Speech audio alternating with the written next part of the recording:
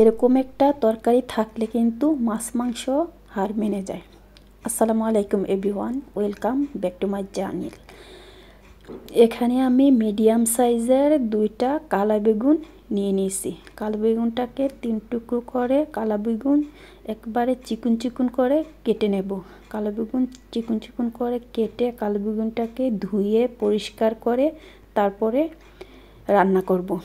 এভাবে চিকন করে কাটলে কিন্তু কালো বেগুনটা সিদ্ধ হয়ে যায় তাড়াতাড়ি, আর খেতেও কিন্তু ভালো লাগে। তো এখানে দিয়ে দিচ্ছি আমি 4 টেবিল চামচ পরিমাণ সয়াবিন তেল, দিয়ে দিয়েছি বড় সাইজের একটা পেঁয়াজ কুচি। পেঁয়াজটা একটু ভেজে নিচ্ছি নরম হওয়া পর্যন্ত। এভাবে চুলার জালটাকে লোতে রেখে পেঁয়াজটাকে আমি ভেজে নিচ্ছি। পেঁয়াজ যখন ভাজা হয়ে গেছে, এখানে দিয়ে দিচ্ছি আমি কিছু ছোট চিংড়ি মাছ। আপনারা চাইলে এখানে বড় চিংড়িও দিতে পারেন, আবার এর চেয়ে ছোটও দিতে পারেন। এখানে আমি চিংড়ি মাছটা দিয়ে চিংড়ি মাছটাকে কিছুক্ষণ ভেজে নিচ্ছি, যেন চিংড়ি মাছের কাঁচা গন্ধ না থাকে। চিংড়ি মাছটাকে বেশি পরিমাণ ভাজবো না, যখন কাঁচা গন্ধটা চলে যাবে তখনই কিন্তু চিংড়ি মাছে দিয়ে দেব লবণ। লবণটা দিয়ে দিচ্ছি হলুদ গুঁড়া সামান্য পরিমাণ। হলুদ গুঁড়া দিয়ে একটু ভেজে নিচ্ছি, চিংড়ি মাছের যেন কালারটা সুন্দর আসে। যখন হলুদটা একটু ভাজা হয়ে গেছে, দিয়ে দিচ্ছি এখানে 1 চা চামচ পরিমাণ রসুন বাটা, 2 চা চামচ পরিমাণ সরিষা বাটা। এই রান্নাটাতে সরিষা বাটা দিলে কিন্তু অনেক ভালো লাগে। যারা সরিষা পছন্দ করেন না তারা চাইলে কিন্তু বাদ দিতে পারেন, কিন্তু সরিষা বাটাটা যদি দেওয়া হয় সরিষার একটা ধাজ আসে, খেতে কিন্তু ভালো লাগে। এখানে দিয়ে দিচ্ছি সামান্য পরিমাণ পানি, যেন মশলাটা পুড়ে না যায়। তো পানিটা দিয়ে এভাবে নেড়ে মশলাটাকে মিক্স করে নিচ্ছি।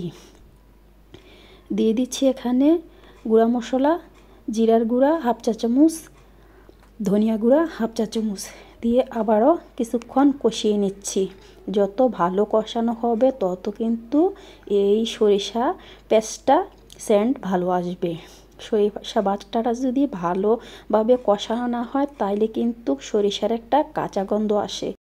2-3 মিনিট ঢাকনা দিয়ে ঢেকে সরিষাটাকে কষিয়ে নিচ্ছি। এখানে দিয়ে দিয়েছি মিডিয়াম সাইজের 2টা চিকন করে কাটা আলু, দিয়ে দিচ্ছি এখানে কিছু ফালি করা কাঁচামরিচ। এই কাঁচামরিচটা দিলে কিন্তু কাঁচামরিচের একটা সেন্ট আসে, আর খেতেও কিন্তু ভালো লাগে। আলু 2-3 মিনিট ভেজে নেব মশলার সঙ্গে।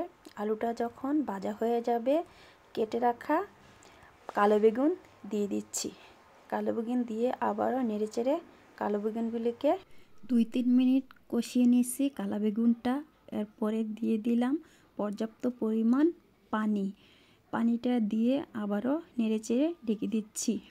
যখন সিদ্ধ হয়ে গেছে কালো বেগুন আর আলু, এ পর্যায়ে দিয়ে দিচ্ছি ফ্রেশ ধনিয়া পাতা কুচি। ধনিয়া পাতা কুচিটা দিয়ে আবারও নেড়েচেড়ে মিক্স করে দিচ্ছি। এ পর্যায়ে চুলার জালটাকে বন্ধ করে তারপরে ধনিয়া পাতা দিয়েছি, যেন সেন্টটা ধনিয়া পাতার ভালো আসে। যদি আপনাদের কাছে আমার রেসিপি ভালো লাগে প্লিজ লাইক করবেন, কমেন্ট করবেন, শেয়ার করবেন। তো আজকের মতো এই পর্যন্তই। আল্লাহ হাফেজ।